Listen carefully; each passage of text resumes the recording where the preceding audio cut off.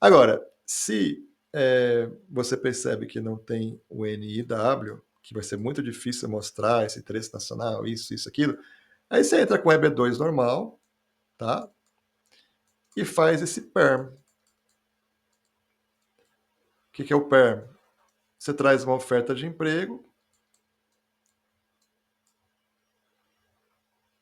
cumpre uns requisitos aqui de recrutamento, cumpre o requisito de ver se o salário oferecido pelo empregador da sua oferta de emprego está adequado, protocola o pedido de certificação de trabalho e, se tiver aprovado, maravilha, né? Você conseguiu fazer a certificação de emprego, tá? Tudo começa com ela, então se você quiser fazer, vamos fazer um EB2 aí com oferta de emprego? Vamos? Eu chego para vocês e falo, vamos, tá, você tem uma oferta de emprego? Não, tem uma oferta de emprego, ok. Então vamos pegar essa oferta de emprego, a primeira coisa que nós vamos fazer é trabalhar só em cima dela, ó, chama certificação do trabalho isso, tá? Eu vou dizer para você. Então nós vamos fazer um recrutamento junto com o empregador lá, direitinho, vai ter anúncios de emprego, né? Nós vamos ver se o salário que ele está oferecendo para você está adequado, nós vamos protocolar uma petição lá no Ministério do Trabalho americano, e se for aprovada a certificação de trabalho para você, olha que delícia, né? Aí nós vamos fazer uma outra petição, que é a I-140, para provar que você é um EB2, para provar que você tem Advanced Degree, ou aqueles 3 de 6 requisitos, aquelas coisas lá. Então é assim a ordem, tá? Quando você precisa de uma oferta de emprego, não dá para usar o NIW, né? Vamos pensar que não dá, você falou, e não consigo cumprir isso aí, tá? Então, é trazer uma oferta de emprego, trabalhar em cima disso aqui, da certificação do trabalho, depois entra com a petição mostrando que você é um EB2, e aí pronto, ganhou, né? O caso vai ser uma beleza, é só fazer o processo consular ou ajustamento de status se você estiver nos Estados Unidos. Esse teste do mercado de trabalho, gente, na verdade, é um teste em que o empregador que está querendo oferecer emprego para você, não é? Demonstra que não há trabalhadores americanos qualificados para a posição. Ele então faz anúncios, né, de emprego. Esses anúncios não podem restringir muito, senão vai ter auditoria, tá? Vai fazer anúncios bem verdadeiros mesmo, né? Reais, né? Genuíno mesmo. Mas sem exagerar. Fala assim, tem que saber português. Não. Se tiver, isso aí vai ter auditoria na certa, porque parece que não pode ser um anúncio direcionado para contratar uma pessoa. Tá entendendo? Não precisa, gente. Tem escassez de mão de obra aqui, e ao mesmo tempo, esses anúncios aí que vão ser publicados, ninguém vai ler. Tá? Então, tem que fazer um anúncio perfeito, uma oferta de emprego sem exagerar. Tá? Então, a pessoa que está querendo te empregar, ela vai ter que fazer esse tal do recrutamento, né, que é um teste de mercado de trabalho e tal, e ela vai fazer anúncios em jornais impressos, né, de grande circulação na cidade. E na parte de classificados, e por 2 domingos. Então, eu moro em Los Angeles, então aqui seria no LA Times, por exemplo. Tá? Ninguém vai ler isso aí, gente. Jornal impresso, por favor, né? Aí vem, tem que também colocar um anúncio de emprego num banco de emprego do Departamento Estadual de Trabalho por 30 dias consecutivos. É um banco público de emprego. Também ninguém procura emprego nesses lugares, muito pouco. Tá? Aqui na Califórnia é Call Jobs. O local de trabalho também vai ter que ter lá no mural, lá do local de trabalho do empregador que está querendo te contratar, o anúncio de emprego. Vai ficar 10 dias úteis seguidos lá. E se a profissão sua é sindicalizada, também eles mandam esse anúncio para o sindicato, mas também ninguém faz nada lá com isso. Se é uma vaga que exige bacharelado, tem regras adicionais, né, que você tem que publicar em outros lugares, mas também não precisa publicar só em site de emprego, não. Basta usar 3 outras opções, por exemplo, no site da empresa, que ninguém vê, né, no jornal técnico, enfim. Tem umas saídas aqui que a lei que diz isso aí, né, que você primeiro, sabe que não vai aparecer ninguém, né? Porque se estão contratando ali que não tem pessoas para trabalhar nessa área. E esses anúncios, em geral, ninguém vai ler. Tá? Então não vai ter muita concorrência. Essa parte aqui costuma passar tranquila, essa parte do recrutamento. Tá? Mas o governo quer que você também peça para o Departamento de Trabalho, lá que é o Ministério do Trabalho, uma determinação do salário adequado. Você está oferecendo, por exemplo, 90 mil aí de salário, pessoa está oferecendo para você, né? Ou, sei lá, 140 mil, qualquer coisa. Aí tem uma oferta de emprego, tem um anúncio, vai falar esse valor e tudo mais, mas o governo quer que você faça uma aplicação, né? Que aqui nesse contexto do Prevailing Wage Determination, para que o governo federal veja se esse valor é um valor de mercado, tá? Porque às vezes é um valor muito baixo e aí você está roubando o emprego de americanos, está contratando estrangeiro barato e o governo não quer isso. Então você tem que colocar, né, um valor bem compatível, né? Se de repente o valor de mercado é 140, você não vai botar 90 no recrutamento aqui nesse teste aqui e nem vai dizer para o governo que é 90 que você vai pagar na hora de determinar o salário. Você pode colocar 125, não vai dar muito problema, tá? Porque tem um range, geralmente é de 125 a 150, vai, então o que está ali está tudo certo. E vai ter que passar por isso, tá? Ganha tempo se eu fizer essas duas coisas ao mesmo tempo, eu coloco um valor bem razoável de salário, ok? Para fazer esse recrutamento. Ao mesmo tempo, em paralelo, eu peço para o Ministério do Trabalho só confirmar se está tudo certo com aquele salário. Já andei com essas duas coisas ao mesmo tempo, tá? Não precisei fazer primeiro o salário, depois o recrutamento. E com tudo isso certo, eu protocolo o meu pedido de certificação do trabalho também lá no Departamento de Labor, né, que é o Ministério do Trabalho americano, tá? Então, depois que eu fiz o recrutamento, eu espero 30 dias e faço esse pedido.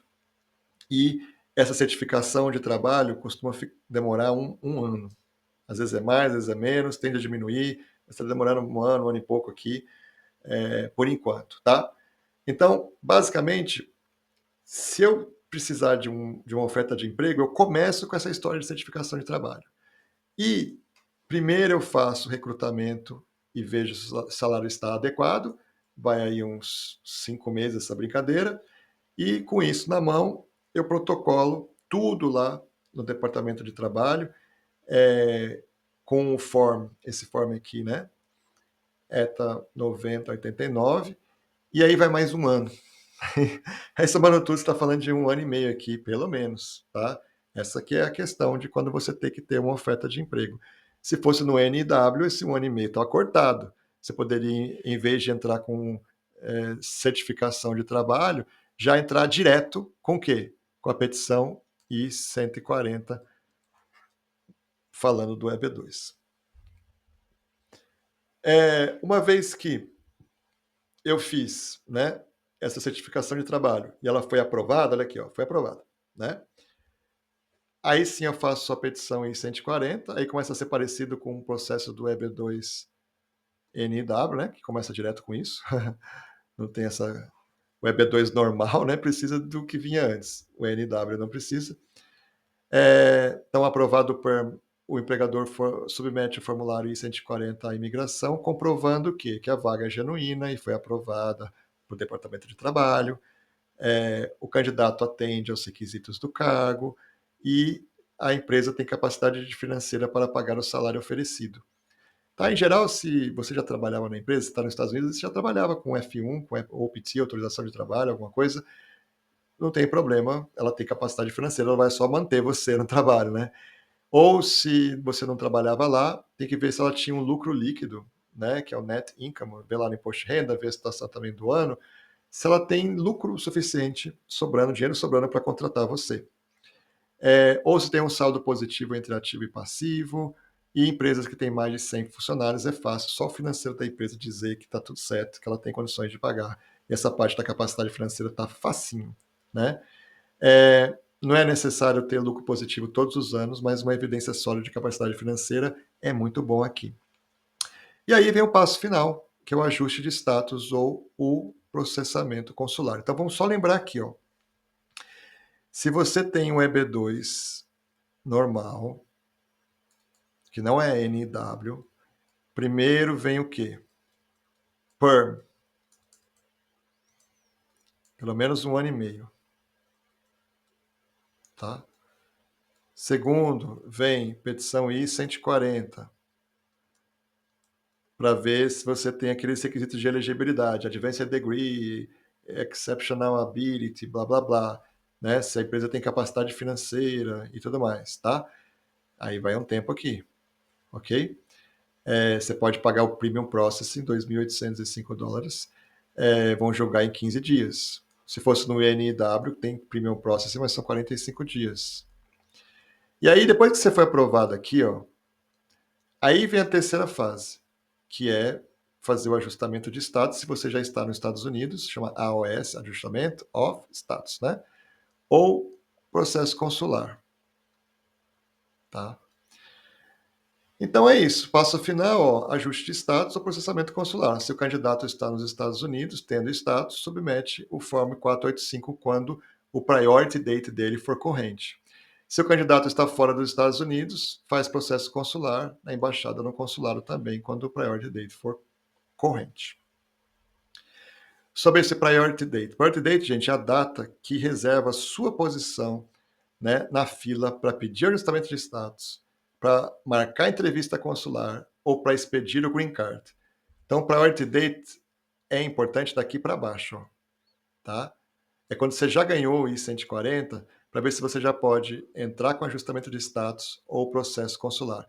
Às vezes você ganha o processo, tá? Demorou um ano aqui, demorou, sei lá, mais um ano aqui, ok? E às vezes você tem que esperar mais um tempo para poder fazer o ajustamento de status ou processo consular, tá? Esse que é o ponto, né? Obviamente você pagou o Premium Processing mais rápido aqui, mas às vezes ainda tem um tempo do Priority Date para você entrar com esses dois. Tem uma data, né? Então até eu vou pegar um exemplo aqui para você. Imagina que você vamos pegar um caso aqui de EB3, EB2, né? Que a gente está vendo aqui o EB2 com Perm, não é isso? Tá? Quando você entrou com aquele form ETA 9089, que é do PERM, lembra? Primeira fase? A data em que ele foi recebido lá pelo Ministério do Trabalho, essa data, tá? Vamos colocar a data aqui, ó. Ele foi recebido dia 1º de fevereiro de 2023, tá? Então guarda isso aqui comigo, ó. Você entrou comigo aqui com EB2 clássico, sem seu NW, tá? Aí a gente fez aquele recrutamento lá com o empregador seu, fez aquele procedimento para ver qual é o valor de salário adequado. E aí, com isso em mãos, a gente entrou com o formulário ETA 9089. No dia que ele for recebido lá, ou seja, logo em seguida ele vai ser recebido pelo Departamento de Trabalho, você vai anotar aí. Eu falo, olha, anota aí. Né, vamos dar um exemplo aqui, que foi em 1º de fevereiro de 2023, que o seu formulário, né, de PERM foi recebido pelo Departamento de Trabalho do Governo Federal. Guardou essa data? Primeiro, esse aí é o seu priority date. Tá? Aí, você vai pegar um boletim, que é mensal da imigração, para ver qual é a data corrente hoje para a pessoa ir para essa segunda fase aqui, ó. Não é isso que a gente está falando? Ó? Ajustamento de status, processo consular. Ela ganhou já, mas quer saber se já pode passar para a última fase. Aí você pega lá o boletim, né? Aqui, ó, boletim. Tá dizendo, né, que a data que está corrente é a data, vamos supor, de 2 de fevereiro de 2023. Aí você dá um pulo, né? Porque você fala assim, agora sim. Se está corrente, quem entrou em 2 de fevereiro ou antes, né, é a data anterior ou igual, né? A data listada no boletim. Se eu entrei dia 1º de fevereiro e quem entrou a partir do dia 2, né, para trás, né, dia 2 para trás, pode prosseguir, eu estou corrente. Tá tudo bem para mim. Tá, isso que é priority date, tá? É uma data que reserva a sua posição numa fila e quando o boletim chega na sua data, tá? A sua data, então, é a data que está lá no boletim, uma data anterior, nesse caso é um dia antes, né? Que eu nem precisava, poderia ser dia 2 aqui também que resolvia, ó, tá? Aí você pode entrar com ajustamento de status ou com processo consular e vai receber o green card, né, direitinho. Quando você entra nesse boletim aqui, só tem que tomar um pouco de cuidado, porque tem duas tabelas lá, tem uma tabela de Dates for Filing, que é só para efeito de ajustamento de status, quem está aqui nos Estados Unidos, e tem um Final Action Date, que serve para ver se você pode já marcar a entrevista consular e já pode ser expedido o seu green card. E muitas vezes o ajustamento de status tem que usar essa tabela aqui. Então essa tabela aqui é mais conservadora, né? É uma tabela usada aí para